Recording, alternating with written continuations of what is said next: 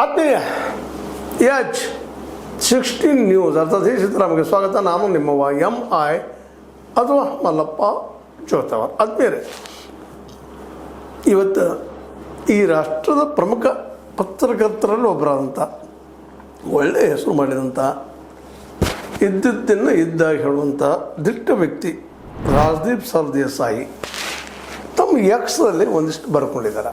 ಅದ್ರ ಮೇಲೆ ಒಂದಿಷ್ಟು ಚರ್ಚೆ ಮಾಡಬೇಕು ಅಂತ ಅನಿಸ್ತಾರೆ. ಯಾಕಂದ್ರೆ ಆಲ್ ಇಂಡಿಯಾ ಫುಟ್ಬಾಲ್ ಫೆಡರೇಷನ್ ಅಂತ ಒಂದು ಹೆಸರು ನಿಮ್ಗೆ ಕೇಳಿದ್ರೆ ಇದು ಗೊತ್ತಿರ್ತದೆ. ಅದಿದು ನಡೀತೇನೋ ತನ್ನ ಹೆಸರನ್ನು ಫುಟ್ಬಾಲ್ ಫೆಡರೇಷನ್ ಆಫ್ ಭಾರತ್ ಎಂದು ಬದಲಾಯಿಸಲು ಉದ್ದೇಶಿಸಿದೆ. ಭಾರಿ ರೀತಿಯಲ್ಲಿ ಬಂದ್ ಮಾಡಿದಾರ. ಇಲಾಹಾಬಾದ್ ಹೋಗಿ ಪ್ರಯಾಗರಾಜ ಹೆಸರು ಬಂದವು, ಬೆಳಗಮ್ ಹೋಗಿ ಬೆಳಗಾವಿ, ಮತ್ತೇನೇನು ನಮ್ಗೆ ಹೆಂಗೆ ಬೇಕಂಗೆ ಮಾತಾಡ್ತಾ ಇರ್ತೀವಿ, ಕಾಲಗೆಲ್ಲ ಬಂದ್ ಮಾಡ್ತಾ ಇರ್ತೀವಿ. ಕರ್ತವ್ಯ ಪಥ್ ರಾಜ್ಪಥ್ ಅಂತ ಹೇಳ್ಕೊಳ್ತೀವಿ, ಕರ್ಕೊಳ್ತೀವಿ, ಹೆಸರು ಬದಲಾಯಿಸಿದಪ್ಪ ನಾವು ಅಂತೇಳಿ. ಭಾಳ ಅಡ್ಡಿಲ್ಲ, ಭಾಳ ಬೆಸ್ಟ್ ಕೆಲಸ. ವಾಹ್, ಎಂಥ ಅದ್ಭುತ ಕಲ್ಪನೆ. ಚಂದ ಹೆಸರು ಬದಲಾಯಿಸು. ಇದು ನಾವು ನೋಡ್ತಾ ಇದ್ವಿ ಕಳೆದ 12 ವರ್ಷಗಳಿಂದ. ಅದರಲ್ಲೂ BJP ಸರ್ಕಾರ ಬಂದ ಮೇಲೆ ಅನೇಕ ಹೆಸರುಗಳನ್ನು ಬದಲಾಯಿಸ್ಕೊಂಡದ, ಬದಲಾಯಿಸ್ತಾ ಇರ್ತದೆ. ಈಗೂ ಬದಲಾವಣೆ ಮಾಡ್ತಾ ಇದೆ ಅಂತ. ವಾಹ್, ಎಂಥ ಅದ್ಭುತ ಕಲ್ಪನೆ. ಆಟದ ದಿಕ್ಕನ್ನೇ ಬದಲಾಯಿಸುವಂಥ ಸಾಧನೆಗಳನ್ನು ಮಾಡುವ ಬದಲು ನಾವು ಈಗ ಹೆಸರು ಬದಲಾಯಿಸುವ ಯುಗದಲ್ಲಿ ಬದುಕುತ್ತಿದ್ದೇವೆ. ಆ್ಯಕ್ಚುಲಿ ನಮ್ಮಲ್ಲೇ ಫುಟ್ಬಾಲನ್ನು ಬೆಳೆಸಬೇಕಾಗ್ಯದ. ನಮ್ಮಲ್ಲೇ ಶ್ರೇಷ್ಠ ಮೆಸ್ಸಿ ಅಂತ ಅಥವಾ ಇನ್ನುಳಿದ ಶ್ರೇಷ್ಠ ಪೀಲೆ ಅಂತ ಆಟಗಾರನ ಬೆಳೆಸಬೇಕಾಗ್ಯದ. ಅದ್ರ ಬಗ್ಗೆ ಚಿಂತನೆ ಇಲ್ಲ ನಮ್ಮಲ್ಲೇ. ಅದ್ರ ಬದಲಾಗಿ ಇಂಡಿಯಾ ಬದಲಾಗಿ ಭಾರತ ಮಾಡಿದ್ವಿ. ಭಾರಿ ಬದಲಾವಣೆ. ಸ್ಪೋರ್ಟ್ಸ್ ಎಷ್ಟು ಖರ್ಚು ಮಾಡ್ತೀವಿ ನಾವು, ಮಕ್ಕಳ ಶಿಕ್ಷಣ ಎಷ್ಟು ಖರ್ಚು ಮಾಡ್ತಾಯಿದ್ವಿ, ಅಗ್ರಿಕಲ್ಚರ್ ಒಕ್ಕಲಿಗೆ ಎಷ್ಟು ಖರ್ಚು ಮಾಡ್ತಾಯಿದ್ವಿ, ಅದೆಲ್ಲ ಲೆಕ್ಕ ತೆಗೆದ್ರೆ ಗೊತ್ತಾಗ್ತದೆ. ಅಲ್ರಿ, ನಾವು ಹೆಸರು ಬದಲಾಯಿಸಿದ್ರೆ ಬದಲಾಗ್ತದನ ವ್ಯವಸ್ಥೆ ಬದಲಾಯಿಸಬೇಕಾಗಿದೆ ಅನ್ನುವಂಥ ಮಾತನ್ನು ರಾಜದೀಪ್ ಸರ್ದೇಸಾಯಿ ಅವರು ಸ್ಪಷ್ಟವಾಗಿ ಹೇಳ್ತಾ ಇದ್ದಾರೆ. ಸತ್ಯದ ಅವ್ರ ಮಾತು. ಯಾಕೆಂದ್ರೆ ಹೆಸರು ಬದಲಾಯಿಸಿದ್ರೆ ಶ್ರೇಷ್ಠ ಆಗೋದಿಲ್ಲ. ಇವತ್ತು ಕ್ರಿಕೆಟ್ ದಿನಕ್ಕೆ ಬೆಳೀತಾ ಇದೆ ಇಂಡಿಯಾದಲ್ಲೇ. ಹೌದು, ಇವತ್ತು ಅನೇಕ ರೀತಿಯ ಅವಕಾಶಗಳು ಅವ್ರಿಗೆ ಕಲ್ಪನೆ ಸೃಷ್ಟಿ ಮಾಡಿಕೊಟ್ಟಿದ್ದೀವಿ, ನಾವು ಕಲ್ಪಿಸಿಕೊಟ್ಟಿದ್ದೀವಿ, ಕೊಡ್ತಾ ಇದ್ದೀವಿ. ಅದು ಓಪನ್ ಮಾರ್ಕೆಟಲ್ಲಿ ಯಾವುದೋ ಅಲ್ಲಿ ಕೊಡ್ತಾ ಇದ್ದೀವಿ. ಈಗ ಬೆಳೀತಾ ಇದೆ, ಅದು ದುಡ್ಡು ಹುಡ್ತದ, ಖರ್ಚು ಮಾಡ್ತಾ ಇದ್ದಾರೆ. ಅಲ್ಲಿ ಮತ್ತು ಅಪರಾಧ ಮತ್ತು ಬೇರೆ BCCI ಆಯಿತು, ಮತ್ತು ಆರೋಪಗಳು ಇದ್ದಾವೆ. ಹಣ ಮಾಡುವಂಥದ್ದು, ಬೆಟ್ಟಿಂಗ್ ಆಡಿಸುವಂಥದ್ದು ನಾವು ಆರೋಪ ಮಾಡ್ತಾನೆ ಇರ್ತೀವಿ ಜನಸಾಮಾನ್ಯರು. ಆದರೆ ಈಗ ಹೇಳುವಂಥದ್ದು ಏನಪ್ಪ ಅಂದ್ರೆ ನಾವೇನು ಮಾಡಿದ್ವಿ ಅಂದರೆ ಆಲ್ ಇಂಡಿಯಾ ಫುಟ್ಬಾಲ್ ಫೆಡರೇಷನ್ ಬದಲಾಗಿ ಫುಟ್ಬಾಲ್ ಫೆಡರೇಷನ್ ಆಫ್ ಭಾರತ್ ಮಾಡಿದ್ವಿ. ಇಂಡಿಯಾದ ಭಾರತ ಹಾಕಿದ್ವಿ. ಇದು ಬದಲಾವಣೆ ಆಗ್ತದನ ಮತ್ತು ಕೇಳುವಂಥ ಪ್ರಶ್ನೆ ಇದು ಭಾಳಷ್ಟು ಕಡೆ. ನೋಡ್ರಿ, ಭಾಳಷ್ಟು ನೋಡ್ರಿ, ನಮ್ಮದು ಇಲ್ಲೇ ಕರ್ನಾಟಕದಲ್ಲೇ ಕರ್ನಾಟಕ ಮಹಾರಾಷ್ಟ್ರ ಮಧ್ಯೆ ಜಗಾಡ್ತಾ ಇದ್ದೀವಿ. ಬೆಳಗಾವಿ ನಮಗೆ ಬೇಕಂತ ಅವ್ರು ಅಂತಾರೆ, ಬೆಳಗಾವಿ ನಮ್ಮಲ್ಲೇ ಉಳಿಲಿದ್ದು ನಾವು ಅಂತೀವಿ. ಹೌದು, ಬೆಳಗಾವದಲ್ಲಿದ್ದರೆ ಐತಿಹಾಸಿಕ ನಮ್ಮಲ್ಲಿ ಉಳಿದು ನಾವು ಅಂತೀವಿ. ಅವ್ರು ನಮ್ಮ ಮರಾಠಿ ಭಾಷೆಗೆ ಭಾಳ ಮಾತಾಡ್ತಾರೆ ರೀ. ಭಾಷಾವಾದ ಪ್ರಾಂತ ಬೇಸರದ ಭಾಷೆ ಮೇಲೆ ನಮ್ಮವ್ರು ಹೆಚ್ಚದ ನಮಗೆ ಕೊಡ್ರಿ ಅಂತಾರೆ. ನಾವು ಕಳೆದ ಎಷ್ಟು ವರ್ಷ ಬಡದಾಡ್ತಿದ್ದೀವಿ ರೀ. ಅದು ನಾವು ಇಲ್ಲಿ ಕೇಳುವಂಥ ಸಿಂಪಲ್ ಪ್ರಶ್ನೆ ಏನಂತಂದ್ರೆ, ಇದು ಎಲ್ಲರಿಗೂ ಕೇಳುವಂಥದ್ದು. ಅಲ್ರಿ, ಬೆಳಗಾವಿಯನ್ನು ಮಹಾರಾಷ್ಟ್ರದಾಗ ಹಾಕಿದ್ರೆ ಅದೇನು ಇಂಗ್ಲೆಂಡ್ ಆಗ್ತದನ, ಅಥವಾ ಲಂಡನ್ ಆಗ್ತದನ, ಅಥವಾ ವಾಷಿಂಗ್ಟನ್ ಆಗ್ತದನ? ಅಷ್ಟು ಬೆಳೀತದನ ಇಲ್ಲಿದ್ದು ಹೋದ್ರೆ. ಅದೇ ರೀತಿ ಇಲ್ಲಿ ಕರ್ನಾಟಕ ಉಳಿದ್ರೆ ಅದು ವಾಷಿಂಗ್ಟನ್ ಆಗ್ತದನ? ನಾವಿಲ್ಲಿ ವಿಚಾರ ಮಾಡುವಂಥದ್ದು ಏನಪ್ಪ ಅಂದ್ರೆ, ಯಾವ ಪ್ರದೇಶ ಎಲ್ಲದು ಏನದು ಮಾಡಿದ್ದಾರೆ ಹಿಂದಿನ ಹಿರಿಯರು ತಪ್ಪು ಸರಿನೋ ಅದು ಒಪ್ಪಿಕೊಂಡು ಅಲ್ಲಿ ಪ್ರಗತಿಯನ್ನು ಸೂಚಿಸಬೇಕಾಗಿದೆ, ಬೆಳೆಸ್ಬೇಕಾಗಿದೆ. ಮೋದಿ ಅವ್ರು ಬಂದರು, ಸ್ಮಾರ್ಟ್ ಸಿಟಿ ಮಾಡ್ತಾನದು ಬೆಳಗಾವಿ ಅದರಲ್ಲದ. ಇನ್ನೂ ಸ್ಮಾರ್ಟ್ ಸಿಟಿ ಆಗ್ತಾಯಿಲ್ಲ. ಹಾಗೆ ದುಡ್ಡು ಖರ್ಚು ಮಾಡ್ತಾನೆ ಇದ್ದಾರೆ. ಹಾಗೆ ಅನೇಕ ಸಿಟಿಗಳು ರೀ ಆಲ್ ಓವರ್ ಇಂಡಿಯಾದಲ್ಲೇ ಎಲ್ಲ ಅದು ನಾವು ಸ್ಮಾರ್ಟ್ ಸಿಟಿ. ಬರೇ ನಾವು ಹೆಸರು ಬದಲಾಯಿಸಿ ಒಂದು ಕಡೆ ಚೇಂಜ್ ಮಾಡಿದ್ರೆ ಆಗ್ತದಂತಲ್ಲ, ಬರೀ ಘೋಷಣೆ ಮಾಡಿದ್ರೆ ಆಗ್ತದಂತಲ್ಲ. ಅವೆಲ್ಲ ಬರೀ ಘೋಷಣೆ ಆಗಿ ಹೋಗ್ತಾ ಇದ್ದೀವಿ. ಅನೇಕ ಈ ಒಂದು ಏನಪ್ಪ ಅಂತಂದ್ರೆ ಇಸ್ಲಾಂ ಭಾಷೆಯಲ್ಲಿ ಅಥವಾ ಉರ್ದು ಭಾಷೆಯಲ್ಲಿ ಅಥವಾ ಇನ್ನೊಂದು ಇದರಲ್ಲೇ ಅಥವಾ ಒಂದು ಮುಸ್ಲಿಮರಿಗೆ ಸಂಬಂಧಿಸಿದ ಹೆಸರು ಇರೋದನ್ನು ನಾವು ಭಾರತೀಕರಣ ಮಾಡಿ ಭಾರತೀಯ ಹೆಸರು ಕೊಟ್ಟರೆ ಅದ್ರಲ್ಲಿ ಬೇಕಾಗಿದ್ದು ಯಾವುದಾದ್ರೂ ಹೆಸರು ಇರಲ್ರಿ. ಆ ಊರು ಡೆವಲಪ್ ಆಗಬೇಕಲ್ಲ ಅಲ್ಲೇ. ಅದನ್ನೇನಾದರೂ ಮಾಡ್ತಾಯಿದ್ದೀರಾ, ಬದಲಾವಣೆ ಮಾಡ್ತಾಯಿದ್ದೀರಾ. ಆಟದಲ್ಲೂ ಅಷ್ಟೇ, ಎಲ್ಲ ಆಟಗಳು ಬೆಳೆದೇ ಇಲ್ಲ, ಬೆಳೀತಾನೆ ಇಲ್ಲ. ಎಲ್ಲೇ ಕೆಲವು ಮಕ್ಕಳು ಆಡ್ತಿರ್ತಾರೆ, ಅಷ್ಟೇ ಬೆಳೀತಾ ಇರ್ತಾರೆ. ಅನುಕೂಲಗಳಿಲ್ಲ, ಅವಕಾಶಗಳಿಲ್ಲ.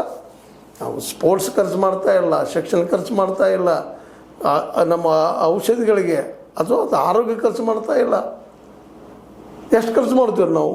ಮೊನ್ನೆ ಏನು ಲೆಕ್ಕಪತ್ರ ಬಂತು ನೋಡು, ಈ ಎಕ್ಸಾಮ್ಗಳಿಗೇನು ಈ ನೀಟ್ ಆಗಿರ್ಬೋದು ಮತ್ತೊಂದು ಆಗಿರ್ಬೋದು ಈ ಎಕ್ಸಾಮ್ಗಳಿಗೆ ಹೆಚ್ಚು ಕಡಿಮೆ ನಾವು ಎಷ್ಟಪ್ಪ ಅಂತಂದ್ರೆ ಪ್ರತಿ ವರ್ಷವೂ ಅದರಿಂದ 2 ಲಕ್ಷ 3 ಲಕ್ಷ ಕೋಟಿ ರೂಪಾಯಿ ಗಳಿಸ್ತೇವೆ ನಾವು ಬರೀ ಅಪ್ಲಿಕೇಶನ್ ಹಾಕೋದ್ರಿಂದ ಅವರಿಂದ ತೆಗೆದುಕೊಳ್ಳೋದು. ಮುಂದೆ ಇವು ಕೋಚಿಂಗ್ ಕ್ಲಾಸ್ ಸೆಂಟರ್ ಬೇರೆ ನಾವು 56,000 ಕೋಟಿ 70,000 ಕೋಟಿ ಅವ್ರು ಗಳಿಸ್ತಾರೆ.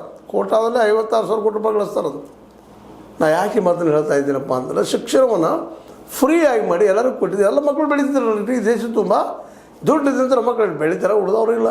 ಅಧಿಕಾರಶಾಹಿ ಮಕ್ಕಳು, ದುಡ್ಡಿದ್ದಂಥವರು, ಕಾರ್ಪೊರೇಟ್ ಮಕ್ಕಳು, ಬಂಡವಾಳಶಾಹಿಗಳ ಮಕ್ಕಳು, ಇವರು ಎಷ್ಟು ಶಿಕ್ಷಣ ಸಿಗೋದು ಉಳಿದವ್ರ ಮಕ್ಕಳಿಗೆ, ಕೂಲಿಕಾರರಿಗೆ. ಎಷ್ಟು ಜನ ಕೂಲಿ ಮಾಡುವಂಥ ಮಕ್ಕಳು ಇವತ್ತು MBBS ಪಾಸ್ ಮಾಡ್ಲಿಕ್ಕೆ ಸಾಧ್ಯದ? MBBS ಪಾಸ್ ಆದರೂ ಅಲ್ಲಿ ಕಲಿಸೋಕ್ಕೆ ಸಾಧ್ಯ ಅದ? ಅದೇ ಕಾಲಕ್ಕೆ ನೀಟ್ ಕುಂಡಿಸಿ ಕೋಚಿಂಗ್ ಕ್ಲಾಸ್ ಇಡಲಿಕ್ಕೆ ಎಷ್ಟು ಕೂಲಿಕಾರರಿಗೆ ಅಥವಾ ಬೀದಿ ಬದಿ ವ್ಯಾಪಾರಿಗಳಿಗೆ ತಮ್ಮ ಮಕ್ಕಳನ್ನ ಕಳಿಸ್ಲಿಕ್ಕೆ ಸಾಧ್ಯದ? ಅದನ್ನು ವ್ಯವಸ್ಥೆ ಮಾಡಿರಿ ಅನ್ನುವಂಥ ಮಾತನ್ನು ರಾಜ್ದೀಪ್ ಸರ್ದೇಸಾಯಿ ಅವರು ಆ ದಿಶೆಯಲ್ಲಿ ಚಿಂತನೆ ಮಾಡಿರಿ, ಅದನ್ನು ಬೆಳೆಸ್ರಿ. ಬರೀ ಹೆಸರು ಬದಲಾಯಿಸ್ರೆ ಆಗೋದಿಲ್ಲ. ಇಂಡಿಯಾ ಬದಲಾಗಿ ಭಾರತ ಮಾಡಿದರೆ ಭಾರತ ಬೆಳೆದು ಬಿಡ್ತಾ ವಿಶ್ವಗುರು ಆಯ್ತಾ? ಇಲ್ಲ, ಈ ವಿಶ್ವಗುರು ಆಗಬೇಕಾಗಿದ್ದೇನಪ್ಪ ಅಂದರೆ ಶಿಕ್ಷಣದಲ್ಲಪ್ಪ. ಪೂರ್ತಿ 20-25% ಖರ್ಚು ಮಾಡುವಂಥ ಸರ್ಕಾರಗಳು ಬರಲ್ಲ ನಮ್ಮಲ್ಲಿ. ಮೋದಿ ಅವ್ರು ಮಾಡಲಿಕ್ಕೆ ಬೇಡ, ಯಾರಾದರೂ ಮಾಡಲಿ, ಹೂ ಮೇ ಬಿ ಡೂ ಇಟ್, ಮಾಡಲೇಬೇಕು ಅದನ್ನು. ಅಂದಾಗ ಮಾತ್ರ ನಾವು ವಿಶ್ವಗುರು ಆಗ್ಲಿಕ್ಕೆ ಸಾಧ್ಯದ, ಶ್ರೇಷ್ಠ ಆಗ್ಲಿಕ್ಕೆ ಸಾಧ್ಯದ. ಅದು ಅದ್ಭುತ. ಅದೆಲ್ಲ ಬಿಟ್ಟು ಹೆಸರು ಬದಲಾಯಿಸಿದ್ರಿ ಭಾರಿ ಹೆಸರು ಹೇಳ್ತಾರೆ. ತಮ್ಮ ಮಕ್ಕಳು ನಾವು ಬಿಡ್ತೀವಿ. ಮೊದಲು ನಾವು ಕಲ್ಲಪ್ಪ ಮಲ್ಲಪ್ಪ ಮತ್ತೆ ನೋಡ್ತಿದ್ವಿ. ಇವತ್ತು ಪಿಂಕಿ ರಿಂಕಿ ಡಿಂಕಿ ಮತ್ತೆ ನೋಡ್ತಾ ಇದ್ದಾರೆ. ಇನ್ನೂ ಅನೇಕ ಹೆಸರುಗಳು ಬೇರೆ ಬೇರೆ ಮಾಡ್ತಾ ಇರ್ತಾರೆ. ಬರೀ ಹೆಸರು ಬದಲಾಯಿಸ್ತಾರಲ್ಲ, ಹೆಸರು ಬದಲಾಯಿಸೋದು ಮುಖ್ಯವಾಗಿ ಕ್ವಾಲಿಟಿ ತಯಾರು ಮಾಡುವಂಥದ್ದು, ಮಕ್ಕಳಲ್ಲಿ ಶಿಕ್ಷಣ ತಯಾರು ಮಾಡುವಂಥದ್ದು, ಅಥವಾ ಆಟದಲ್ಲೇ ಪ್ರಗತಿಯನ್ನು ಸೃಷ್ಟಿಸುವಂಥದ್ದು. ನಮ್ಮಲ್ಲೇ ಈಗ ಫುಟ್ಬಾಲ್ದೊಳಗೆ ರೊನಾಲ್ಡೋ ಒಬ್ಬರು ಬಂದಾರ, ಇಲ್ಲಿವರೆಗೆ ಪೆಲೆ ಒಬ್ಬರು ಬಂದಿದ್ದಾರೆ. ಎಷ್ಟು ಜನ ಅರ್ಜೆಂಟೀನಾದ ಅನೇಕ ದೊಡ್ಡ ಮೆಸ್ಸಿ ಅವ್ರ ಹಿಂದಿನ ಗುರು ಇಂಥವ್ರು ಹುಟ್ಟಿದಾರ. ಯಾಕೆ ಈ ಮಾತನ್ನು ಅವ್ರು ಬಳಸಿದಾರಪ್ಪ ಅಂದ್ರೆ ಇಲ್ಲಿಯೇ ಆಡಳಿತಗಾರ 2 ಲಕ್ಷ ಹಾಕ್ರಿ ಬರೀ ದುಡ್ಡು ಹೊಡಿದ್ರೆ ನೀವೆಲ್ಲರೂ 40% 30% ಹೊಡೆದು ಮಾಡೋದು, 100,000 ಕೋಟಿ ರೂಪಾಯಿ ಗಳಿಸೋದು, ಮತ್ತು ತಿನ್ನೋರಿಗೆ ಅನುಕೂಲ ಮಾಡಿಕೊಡೋದು, ಪಾರ್ಟಿ ಫಂಡ್ ತೊಗೊಳೋದು, 10-20,000 20,000 30,000 ಕೋಟಿ ರೂಪಾಯಿ ಮಾಡಿಕೊಡೋದು, ತಿನ್ನೋರು ಲಕ್ಷದಲ್ಲಿ ಬಿಟ್ಟುಕೊಡೋದು ಬೇಡ. ಆ ದುಡ್ಡನ್ನು ಇಲ್ಲಿ ಬಳಸ್ರಿ, ಇಲ್ಲಿ ಉದ್ಯೋಗ ನಿರ್ಮಾಣಕ್ಕೆ ಬಳಸ್ರಿ. ಹೊಸ ಹೊಸ MSME ಆಗಿರ್ಬೋದು, ಸ್ಮಾಲ್ ಸ್ಕೇಲ್ ಇಂಡಸ್ಟ್ರಿ ಆಗಿರ್ಬೋದು, ಮತ್ತೇನೋ ಆಗಿರ್ಬೋದು. ನಾವು ಇದರಲ್ಲಿ ಕೊಟ್ಟಿವ್ರಿ, ಮುದ್ರಾದಾಗ 50 ಲಕ್ಷ ಕೋಟಿ ರೂಪಾಯಿ ಕೊಟ್ಟಿವಿ. ಯಾರಿಗೆ ಕೊಟ್ಟರಿ ಅದು ಲಿಸ್ಟ್ ಬಿಡುಗಡೆ ಮಾಡಿರಿ. ಯಾರಿಗೆ ಹೋಗಿದೆ ದುಡ್ಡು? ಅದು ಎಲ್ಲ ಅನುಕೂಲಸ್ಥರು ಹೋಗಿಬಿಟ್ಟೆ ದುಡ್ಡು. ಪಾಪ ಬಡವರು ಸಿಕ್ಕಿಲ್ಲ ದುಡ್ಡಿಂಥ ವರ್ಗದವ್ರಿಗೆ ಅಂತ ಆರೋಪಗಳಿದ್ದಾವೆ. ಅದ್ರ ಮೇಲೆ ಸ್ಮಾರ್ಟ್ ಸಿಟಿಲು ಅಷ್ಟು ದುಡ್ಡು ಹೊಡಿತಾ ಇದ್ದಾರೆ, ಬರೋ ಪ್ರಚಾರ ಭಾಳ ಇದೆ ಅಂತ ಅದು ಆರೋಪ ಇದ್ದಾವೆ. ಇಲ್ಲಿರೋ ಗಂಗಾ ಸ್ವಚ್ಛ ಆಗಲೇ ಇಲ್ಲ. ಪ್ರಯಾಗ್ರಾಜ್ ಹೆಸರಿಟ್ರಿ, ಪ್ರಯಾಗ್ರಾಜಲ್ಲಿ ಬದಲಾಯ್ತಾ, ಇವತ್ತು ಭಾಳ ಇಂಪ್ರೂವ್ ಆಯ್ತಾ, ಸ್ಮಾರ್ಟ್ ಸಿಟಿ ಆಯಿತಾ, ಸ್ವಚ್ಛ ಸಿಟಿ ಆಯಿತಾ, ಕ್ಲೀನ್ ಸಿಟಿ ಆಯಿತಾ. ಅದು ಇನ್ನೊಂದು ಲಂಡನ್ ಆಯಿತಾ, ಅದು ಇನ್ನೊಂದು ವಾಷಿಂಗ್ಟನ್ ಆಯಿತಾ, ಇನ್ನೊಂದು ನ್ಯೂಯಾರ್ಕ್ ಆಯಿತಾ, ಇನ್ನೊಂದು ಟೋಕಿಯೋ ಆಯಿತಾ. ಏನು ಈ ದಿಶೆಯಲ್ಲಿ ನಾವು ಚಿಂತನೆ ಮಾಡಬೇಕು ಅನ್ನುವಂಥ ಸ್ಪಷ್ಟ ಅಭಿಪ್ರಾಯವನ್ನು ರಾಜ್ದೀಪ್ ಸರ್ದೇಸಾಯಿ ಅವರು ಕೊಡ್ತಾ ಇದ್ದಾರೆ.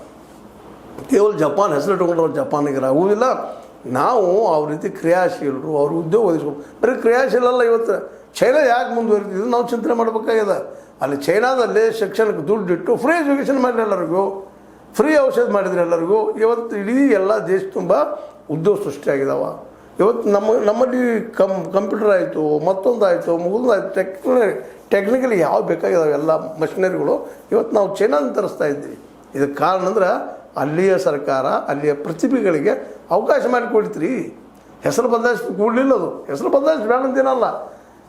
ಆದರೆ ಅವರಲ್ಲಿ ಇರುವ ಕೃತಿತ್ವ ಶಕ್ತಿ, ಪ್ರತಿಭೆಯನ್ನು ಗುರುತಿಸಿ ಅವರಿಗೆ ಹೊಸ ಹೊಸ ಅವಕಾಶಗಳು ನಿರ್ಮಾಣ ಮಾಡುವಂಥ ಕೆಲಸವನ್ನು ನಮ್ಮ ಸರ್ಕಾರಗಳು ಮಾಡಬೇಕಾಗಿದೆ. ಆದರೆ ಇದು ಹಂಗೆ ಮಾಡ್ತಾ ಇಲ್ಲ. ಏನಿದಪ್ಪ ರೋಡ್ ಮಾಡಿಸ್ನೋ, ಕಸರ ಹೊಡಿದು, ಎಲ್ಲಿ ದುಡ್ಡು ಸಿಗ್ತದೆ ಅಲ್ಲಿ 40% 30% ಹೊಡಿದು, ಮತ್ತು 40-30% ಹೋದ್ರೆ ಉಳಿತದೆ ಏನು ಮಾಡಲಿಕ್ಕೆ. ಅದರ ಬದಲಾಗಿ ಶಿಕ್ಷಣವನ್ನು ಅಥವಾ ಆರೋಗ್ಯವನ್ನು ಖಾಸಗಿಯವ್ರ ಕೈಯಲ್ಲಿ ಕೊಡಲಾರ್ದ ತನ್ನ ಕೈಯಲ್ಲಿ ಇಟ್ಕೊಂಡು ಸರ್ಕಾರನವ್ರಿಗೆ ಕಲಿಸಿ ಬುದ್ಧಿವಂತರು ಯಾರಿದಾರೆ, ಪ್ರತಿಭಾವಂತರು ಯಾರಿದಾರೆ ಎಲ್ಲ ಅವಕಾಶವಂತದ್ದು ಮಾಡಿದ್ರೆ ಇದು ಬದಲಾಗ್ಬೋದು. ಬರೀ ಹೆಸರು ಬದಲಾಯಿಸಿದ್ರೆ ಈ ದೇಶ ಬದಲಾಗ್ತದನ, ಮುಂದುವರಿತದನ, ವಿಶ್ವಗುರು ಆಗ್ತದನ, ಇದನ್ನು ಚಿಂತನೆ ಮಾಡಿರುವಂಥ ಸಂದೇಶವನ್ನು ರಾಜ್ದೀಪ್ ಸರ್ದೇಸಾಯಿ ಅವರು ಹೇಳ್ತಾ ಇದ್ದಾರೆ. ಅದು ನಾವೆಲ್ಲರೂ ವಿಚಾರ ಮಾಡುವಂಥ ವಿಷಯ ಅದ. ಬರೀ ಹೆಸರು ಬದಲಾಯಿಸಿದ್ರೆ ಏನಲ್ಲ, ಅನ್ನೋ ಮಾತನ್ನು ನಾವು ನೆನ್ಪಿಟ್ಕೊಂಡು ಹೋದ್ರೆ ಸಾಕು ಅಂತ ಹೇಳ್ತಾ, ಇದು ನಿಮ್ಗೆ ಲೈಕ್ ಆಗಿರ್ಬೋದು, ಲೈಕ್ ಮಾಡಿ, ಶೇರ್ ಮಾಡಿ, ಕಾಮೆಂಟ್ ಮಾಡಿ, ಜೊತೆ ಸಬ್ಸ್ಕ್ರೈಬ್ ಮಾಡಿಸ್ಕೊಂಡು S16 ನ್ಯೂಸ್ ಅರ್ಥಾತ್ ಹೇಗೆ ಸತ್ಯದ ಕೈಗನ್ನಡಿ ವಂದನೆಗಳು.